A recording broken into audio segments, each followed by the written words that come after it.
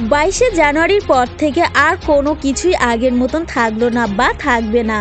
এটা আমার কথা নয়, খোদ প্রধানমন্ত্রী নরেন্দ্র মোদীর কথা। মোদী ভাষ্য অনুযায়ী সূচনা হলো নতুন কালচক্রে। সামনের দিকে তাকানোর চূড়ান্ত রাম ধর্মের পরিচয় দিলেন প্রধানমন্ত্রী। রামলালার প্রাণ প্রতিষ্ঠার আগে নিজেকে শুদ্র করতে টানা 11 দিন ধরে কঠোর সংযম পালন করেছেন নরেন্দ্র মোদী। পুজো দিয়েছেন দেশের বিভিন্ন প্রান্তের বিভিন্ন মন্দিরে। সেই নাসিকের মন্দির থেকে শুরু করে রবিবার তামিলনাড়ু ধনুষ্কোডির মন্দিরে তিনি পুজো দিয়েছেন। এই কদিন নাকি ঘরের মেঝেতে কম্বল পেতে শুয়েছেন, ডাবের জল পান করেছেন। সোমবার উপোস করে প্রধান যজমান হিসাবে রামলালার প্রাণ প্রতিষ্ঠা করেন। এরপর মন্দিরের সামনের মঞ্চে মহারাজ গোবিন্দ দেবজির হাত থেকে চরণামৃত পান করে উপোস ভাঙেন তিনি। এমনিতে নরেন্দ্র মোদী নিষ্ঠাবান হিন্দু, ধর্মীয় আচার আচরণ অত্যন্ত নিষ্ঠা ও ভক্তির সঙ্গে করেন। সাধারণত তিনি আধ্যাত্ম লোকে বিরাজ করতে পছন্দ করেন। যে কোনো বিষয়ে হিন্দু মিথোলজি পুরাণ স্কন্দনের সঙ্গে যুক্ত করে দিতে পারেন অস্ট্রেসে। সেই দিক থেকেই ভারতের কোনো প্রধানমন্ত্রী নরেন্দ্র মোদীর সঙ্গে তুলনা নন। শুধু অতীতের প্রধানমন্ত্রীরা কেন, কোনো রাজনীতিতে এই ব্যাপারে মোদীর ধারে কাছে আসার যোগ্য নয়। রাজধর্মের যে ঘাটতি থাক না কেন, রাম ধর্মে এক রতি ঘাটতি নেই। তাই ভারতের সাংস্কৃতিক ও ধর্মীয় ঐতিহ্য আর রাজনীতির নিরিখে 22শে জানুয়ারি এক ঐতিহাসিক দিন। এই ঐতিহাসিক দিনে রাম মন্দিরে রামলালার প্রাণ প্রতিষ্ঠার পর জাতির উদ্দেশ্যে নিজের বক্তৃতাতেও ভবিষ্যতে ভারতের কথা বলতে চাইলেন প্রধানমন্ত্রী। তিনি বলেন, আজ থেকে 1000 বছর ধরেও এই দিনটাকে স্মরণ করবে সেদিনের প্রজন্ম।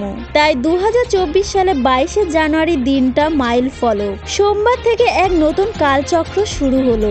এটাই সঠিক সময় আগামী 1000 বছরের জন্য ভিত গড়ে তোলার। কখনো তুলসীদাসের রামচরিত্র মানস থেকে, কখনো বাল্মীকির থেকে শ্লোক পাঠ করেন নরেন্দ্র মোদী, যার অর্থ আগামী 1000 বছরের জন্য প্রতিষ্ঠিত হলো রাম রাজ্য।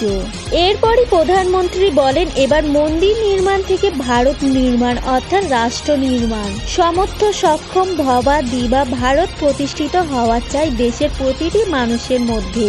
এই নির্মাণের পিছনে যে একটা ধ্বংসের ইতিহাস আছে তা চাপা পড়ে যাবে কিনা সেটাই কে বলতে পারে।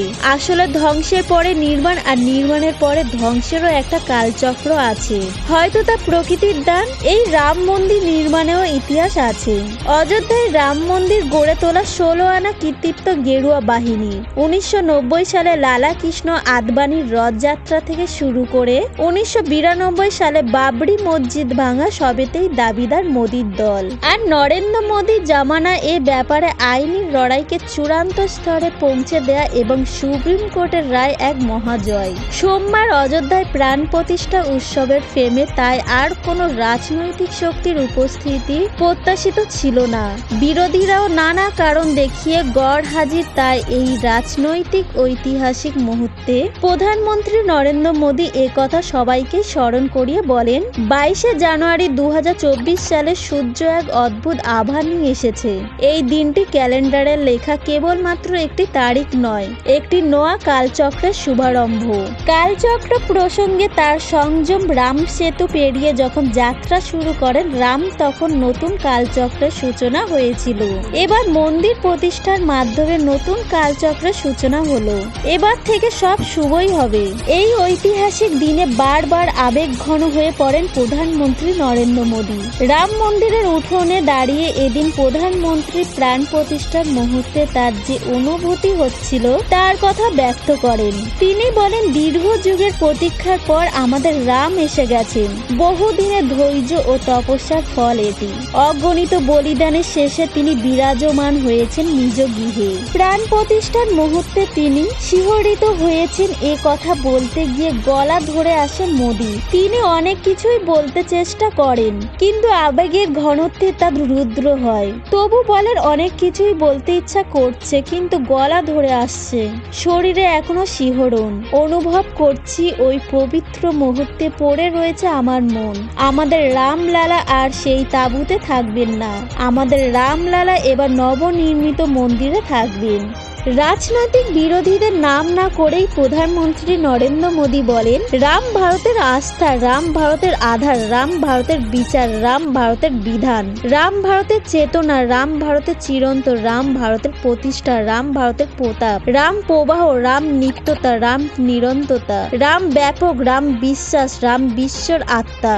এই কারণে রামের প্রতিষ্ঠা যখন হয় তখন শুধু বছর বা শতাব্দী ধরে নয়, তার প্রবাহ হাজার বছর ধরে হয়। তিনি স্মরণ করিয়ে দেন, এদেশে অনেকেই বলতেন রাম মন্দির তৈরি হলে নাকি আগুন জ্বলবে, কিন্তু মন্দির তো তৈরি হলো, কোথায় আগুন? রাম আগুন নয়, অনন্ত শক্তির প্রতীক। রাম সমস্যা নয়, সমাধান।